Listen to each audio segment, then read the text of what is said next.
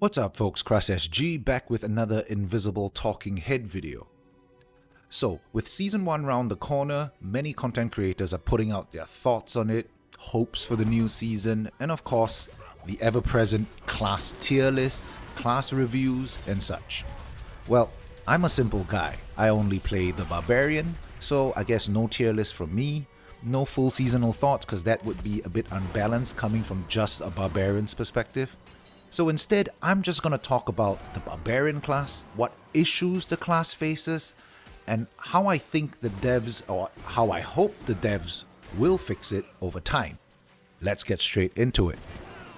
First off, let's get the stats out of the way because I know some folks care about that. No, I am not a tier 100 or Uber Lilith enjoyer. I have attempted Uber Lilith a whole one time. And attempted is a bit of a stretch. It was more like, hey, what's this new place? I've never seen it before. Enter dungeon. Die instantly. Never go in again. So yeah, that's my extent of my Uber Lilith experience. I have also not come anywhere close to clearing a tier 100 nightmare. The highest I've completed is tier 82. I almost got a tier 87 once, but I crashed literally 80% through the run with all 4 reses unused, and since then I've never come close to even smelling anything above an 83. Now, not that I tried that hard though. I mean, I've tried a couple of times, but honestly, pushing high nightmares as a walking arsenal barbarian, I'm not that much of a masochist. So yeah, no tier 100, no Uber Lilith, but what I do have is many thousands of hours and very many years playing the Barbarian in both Diablo 2 and Diablo 3. So from that perspective, let's squeeze in a couple of positives about D4's Barbarian before we get into all the negatives.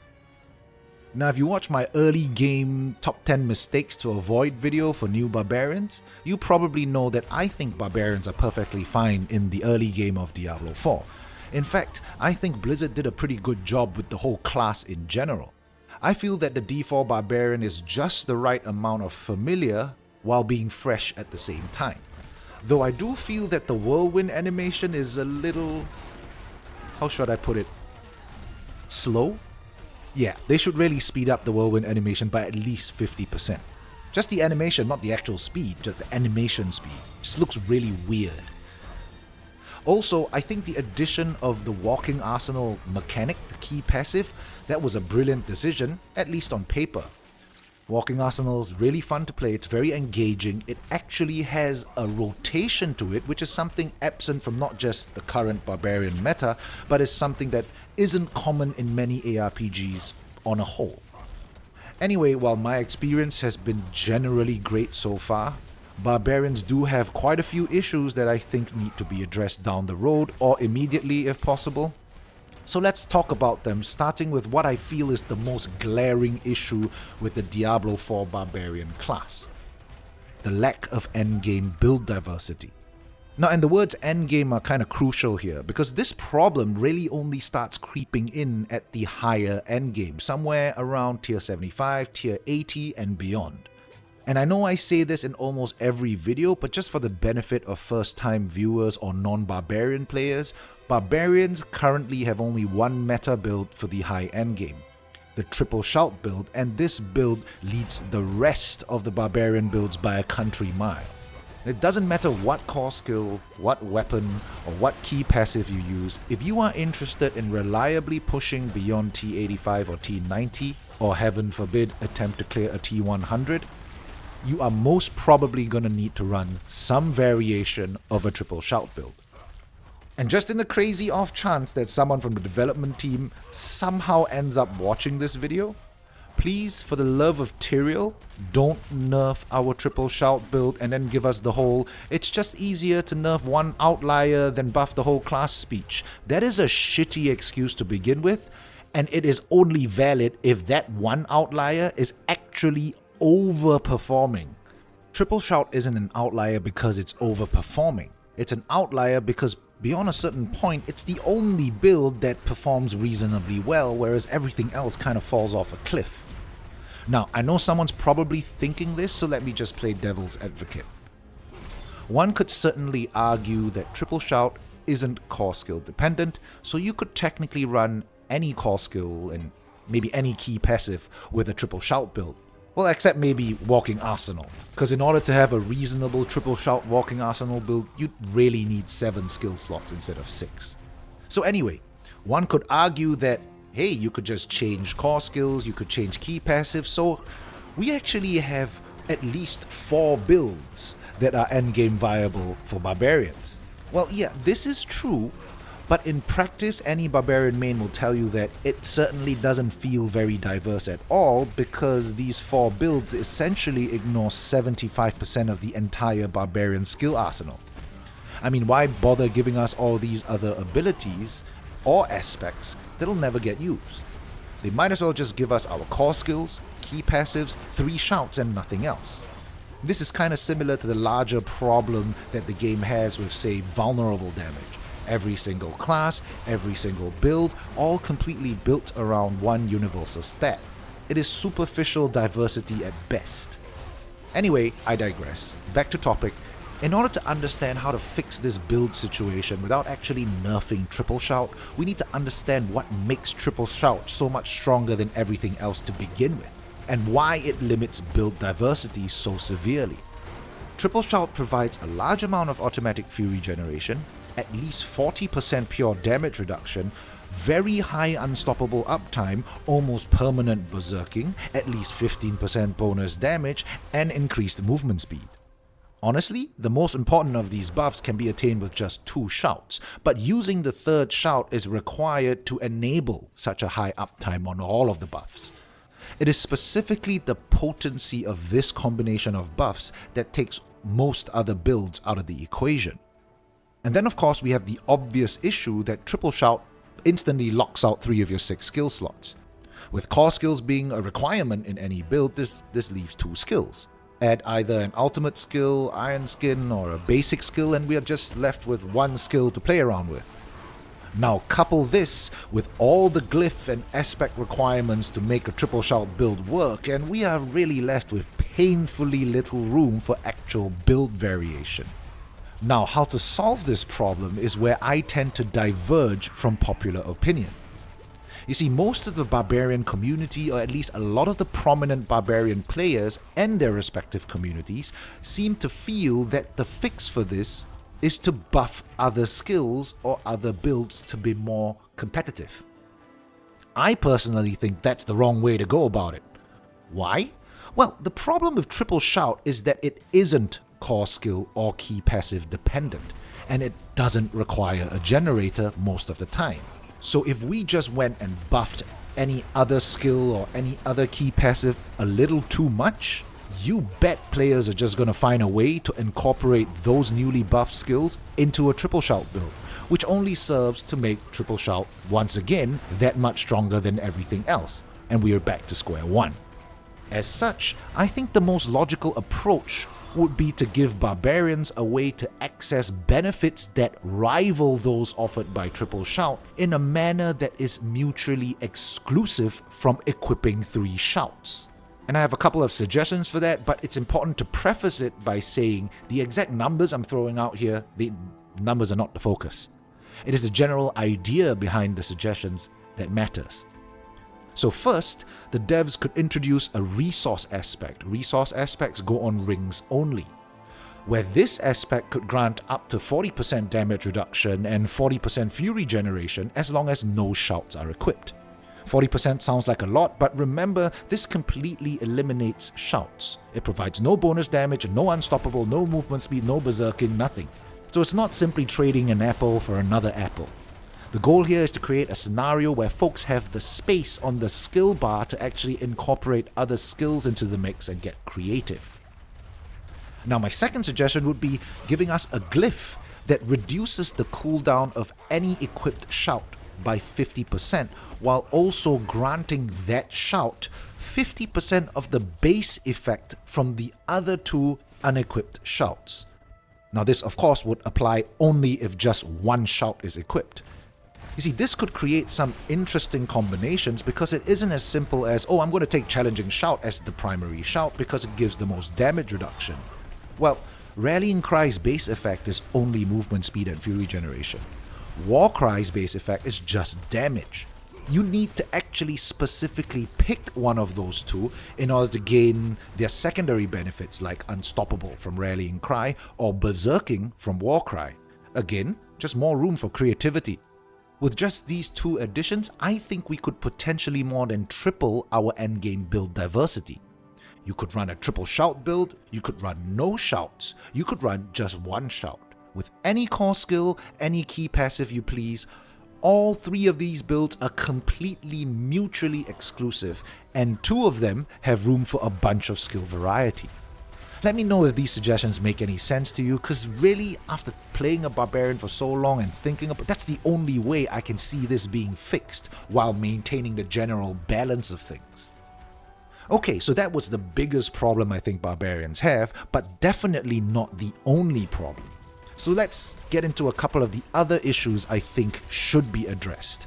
Starting with Fortify, and this applies to any class that has access to the Fortify mechanic, but mainly for Barbarians because I don't think, say, Druids have nearly as big of an issue with Fortify compared to Barbarians.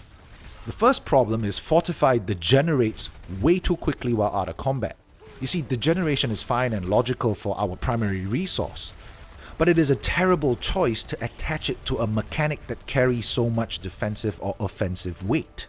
As a Barbarian, I pretty much need to rush from one pack to the next, never go AFK, never stop fighting, never die, because if I ever let Fortify degenerate, I'm at serious risk of dying just trying to get Fortify back up. It is annoying yet funny at the same time that a supremely tanky Barbarian is at the biggest risk of dying during the first 10 seconds of any dungeon or at any point where I happen to have to backtrack or run around a little bit too long without engaging mobs.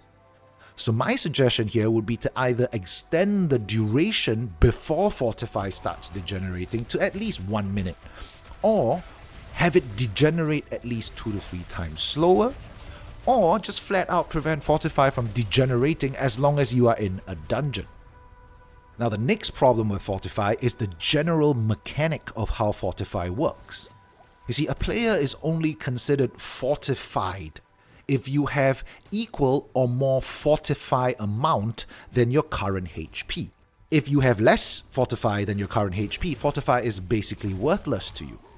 So when you take damage, your Fortify is reduced by a number that is equal to the amount of HP you lose. And this seems fine, right? After all, it does say equal to or more than your current HP, so if you're always losing an equal amount of Fortify as damage you take, then it's all good.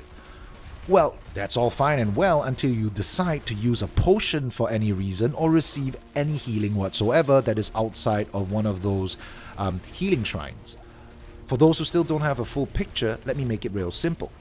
The current implementation of Fortify makes it such that potting or healing yourself could actually be detrimental to you by causing the Fortify buff to drop.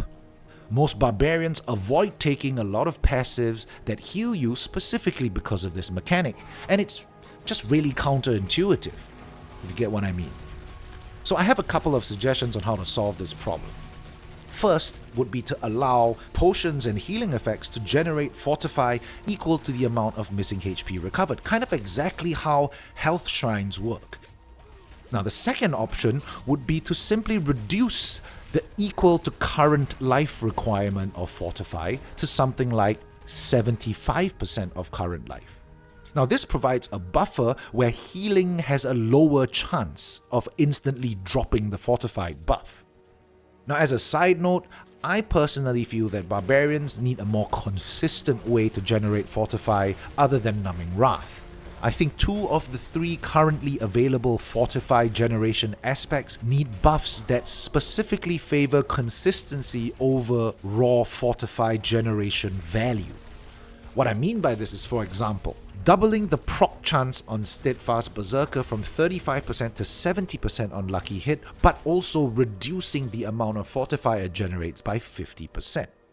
And likewise, changing Tempering Blows to grant Fortify every single weapon swap instead of every 6 weapon swaps, but reducing the amount generated to 1/6 of its current value. So an increase in consistency of generation. That's the biggest problem Barbarians have with Fortify generation at the moment, and that's why 99% of all Barbarians take Numbing Wrath. It is because Numbing Wrath generates Fortify consistently. Alright, so the next couple of issues we'll talk about are more skill specific, and the first one is Iron Maelstrom. Now, the recent buff to Iron Maelstrom was pretty awesome, so no complaints with that. My complaint is how using Iron Maelstrom temporarily blocks out your entire skill bar. So for those who are not familiar with how it works, Iron Maelstrom basically works like a conduit shrine. And what happens is, like a conduit shrine, when you activate Iron Maelstrom, your entire skill bar gets converted to Iron Maelstrom icons, until which point you have executed all the hits in the chain, and then your original skill bar comes back. Now, the problem with this is not only is this visually jarring and serves no purpose, it can also cause huge problems if you happen to take a bunch of damage while executing Iron Maelstrom, or worse, if you get CC'd right after the first Iron Maelstrom attack. I've seen quite a few deaths, both on softcore and hardcore, occur while executing Iron Maelstrom, and I've died a few times myself because of this. This needs to be changed such that your skill bar is not affected while using Iron Maelstrom. I get it if you're doing like the druid shapeshifting and stuff like that. That mechanic, it's an actual mechanic required for the class. A skill like Iron Maelstrom should not block out your whole skill bar. It's a bit silly. Now, additionally, I also think Iron Maelstrom needs to grant either Berserking for a few seconds or have a chance to apply Vulnerable. Now, this does not have to be directly granted by the Iron Maelstrom skill itself, because that might make it a little bit too strong. Instead, this could be achieved by changing a couple of the existing passives, like Pressure Point could provide both core skills and Iron Maelstrom a chance to apply Vulnerable, or Expose Vulnerability could include Iron Maelstrom as a trigger for the next core skill to provide Vulnerable. So stop it from blocking the skill bar, give it a way to generate Berserking or Vulnerable, and Iron Maelstrom is rock solid. Okay, moving on, the second skill that I have issues with is Iron Skin. You see, the way Iron Skin works is it creates a barrier based on the amount of HP you are missing, and the way the game handles this is just to simply not allow you to activate Iron Skin while your HP is full. Now, that makes perfect sense, it's fine, until you decide to use the Iron Warrior aspect. Now you see, Iron Warrior causes Iron Skin to provide the Unstoppable buff and also adds 25% damage reduction to Iron Skin. Now this is a pretty awesome aspect, except it's completely useless if you happen to get CC'd while at full HP. You literally have to eat that crowd control and pray that if you do take a hit, it doesn't one-shot you, just so that you can pop Unstoppable and get out of that crowd control effect. This whole mechanic just feels clunky, and my suggestion would be to just flat out remove the whole can't use while HP is full mechanic, or if that isn't quite possible, then maybe have it attached to the Iron Warrior aspect so that if we equip the Iron Warrior aspect, Iron Skin then becomes usable even while at full HP. Alright, so that was the last proper problem that I think Barbarians have. And before we wrap things up, I'm just going to give my kind of quick fire list of the balance changes I think Barbarians could benefit from. Starting with basic skills, and what basic skills lack is consistency of their respective utility. It's got nothing to do with a lack of damage or fury generation. So going through the list, Lunging Strike should provide Berserking on hit, not on crit from the third node. Flay's vulnerable proc chance should be increased significantly to say 35% with a one-handed weapon and 70% with a two-handed weapon. Bash should grant Fortify on hit, period. Frenzy should increase both movement speed as well as attack speed.